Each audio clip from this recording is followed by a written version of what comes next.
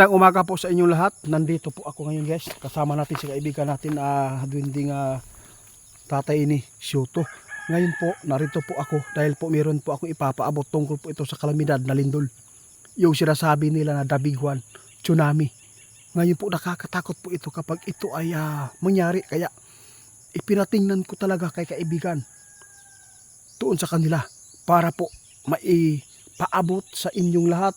Wala po tayong magagawa kung ano man po ang itinadhana po dito sa mundo natin, no? Sa mga tao. Pero ito lang po ang aming babala po sa inyo.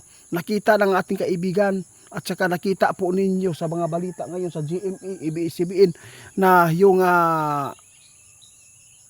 lindol na aabot ng 7.7 na tulad po doon sa Myanmar. Kung ito ay tatama sa Luzon, aabot po ng 50,000. Imaginein po ninyo guys yung fault line nandyan po sa Luzon, no? Dinaanan po talaga ng fault line. Ibig sabihin nito, pag nagyanig, alam natin guys, mahahati po ang Luzon. Mahahati po, nahihigupin po ng tubig. Ibig sabihin nito, tsunami. Kaya nandito tayo guys, ipaabot natin guys kasi nakakatakot po ito pag nangyari. Meron lang pong ipapaabot sa kaibig. Bad news man ito o good news para po sa makapanood ito po ang katotohanan sa mangyayari po sa lindol. Ngayon po ba mangyari ang tsunami sa bansa ng Pilipinas, yung the big one? Panoorin po niyo at pakinggan guys. Kasi wala naman kayong mapapanood pala dito kasi si kaibigan ay hindi man po makikita. Boses lang po ang maririnig ninyo at saka yung makikita ninyo yung mga damo lang, mga bulaklak kaibigan. Nais kong magpasalamat sa inyo dahil po ay napakalaking tulong po ninyo dahil po napakarami na po ngayon guys ang nagchat sa atin na sila po ay umuwi po sa kanilang tirahan doon sa safety na mga tirahan tulad po ng bundok guys na malayo po sa karagatan, malayo sa syudad. Kaya nagpapasalamat po kami sa inyong pagtugon, no? Abangan na lang po ninyo ang mangyayari. Kaibigan, nais kong malaman po sa inyo. Di ba sinabi po ninyo na binabantayan po ninyo ngayon po ang lindol na lalo na po yung fault line, di ba? Walang pagbabago, mataas pa rin yung Gusto kong matanong po kayo, yung fault line ba, kung alin po doon nakadaan, kung asa man sila nag-agi, di sa Luzon man yun na nag-agi, di ba? Kung ito ay tatama yung 7.7, ano po ba talaga ang mangyayari po dito? Diyos ko, grabe guys. Hindi po ako makapaniwala nito guys. Mayroong part po ng Manila guys. Pag nagyanik ito ng 7.7, nakikita po natin yung mga building po dyan guys. Parang alikabok na yan makikita mo dyan. Pag ito ay guguho. Dahil po sa dami po ng mga matataas po na building dyan, lalo na ay malapit po sa dagat, lalo na po yung mayroon po mga overpass, no? Sobrang bigat po talaga yan. Ito yung sinasabi ng ating kaibig. Kakainin po talaga ng tubig yan. Yung kalahati na yan. Grabe. Imaginin po natin ilang tao po yung nakatira doon. Hindi pasali ito sa ibang mga probinsya po na maaabot nito, kaibigan. Grabe naman ito.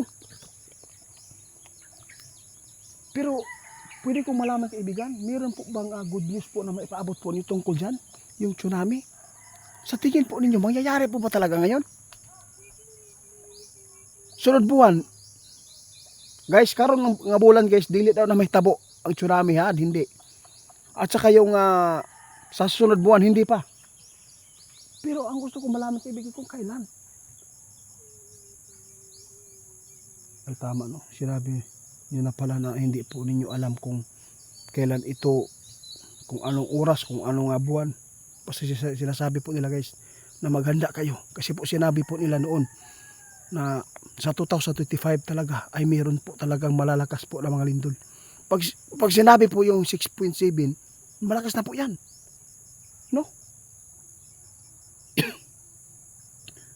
Nako, napakarami tayong mga kamag-anak po doon sa kaibigan, napakarami naming kamag-anak doon sa Manila ngayon nagtatrabaho. Sobrang dami. Kaya guys, alam po niyo guys, imaginin po natin ninyo ha. Kapag ito ay mangyari po yung 7.7 po sa Pilipinas, kung tatama ito doon sa Luzon, aabot po talaga ng 30,000 o 40,000 katao yung mamamatay. Tapos may mga sugatan. Tapos paano sila ma-rescue? Sa kapal na ng mga simento na bumagsak dahil po sa pagguho. Kaya ito na ipaabot namin guys, hindi man ito pananakot, kundi matulungan natin na maipagdasal ito na hindi ito mangyari dito sa bansa natin. Nakita natin sa Myanmar kung gaano po kagaling nilang gumawa ng mga building po doon, kung gaano po tigas yung mga pundasyon, no? Kung gaano ka gahi ang ilang mga pundasyon. Ngunit nakita natin guys, grabe, biglang nakulaps yun ug maayo.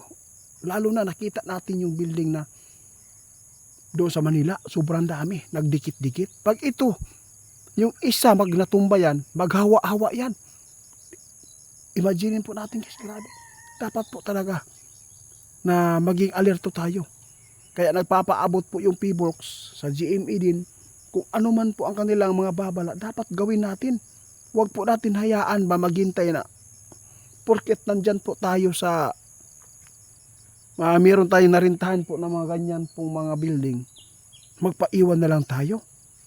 Doon na lang tayo liligas kung magyanig na, nawala ng oras. Kaya ito, ginawa lang po namin ito guys, na mga ipinapaabot kahit po ay nakakatakot.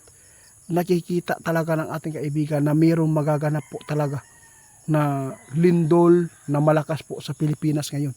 Lalo na ay sali tayo sa top na yung fault line dito na nakikita ng PBORCS nandun po sa Luzon. Kaya kahit po ang Davao, hindi po pa rin sila magkampante kasi hindi po natin alam kung saan po talaga na tatama yung mga lindol na malalakas. Kasi broken man gud na. Kaya nagpapasalamat tayo sa ating mga kaibigan dahil po sila po mismo ang nagsumikap na may paabot at matingnan po nila sa kanilang karian po yung mangyayari po dito sa ating bansa, kasi ayaw po nila na mapapahamak yung mga tao dito sa atua. Lalo na mayroon pang mga problema na haharapin pa ng Pilipinas ngayon, tulad po ng kaguluhan po sa Taiwan at China. Madadamay daw tayo. Kaibigan, maraming salamat sa inyong ipinapaabot po ngayon.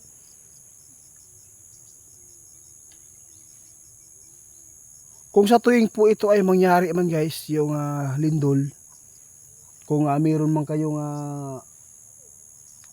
anong tawag dito, yung kabi ito makapag-ready, di lang kayo pataka-taka og dagan, no? Ano lang, maging matatag lang tayo. Pagka mapapahamak na noon mo, pag naratol mo o bisag asa lang mo dagan, nahagbong na daay mo di asa kuan. Kaya dapat po talaga maging masid po sa paligid. Kung sakaling ito may yayanig na aabot po ng mga 6 or 5, yun po ibig sabihin yan, may kasunod yan na malakas. Timanin nyo na.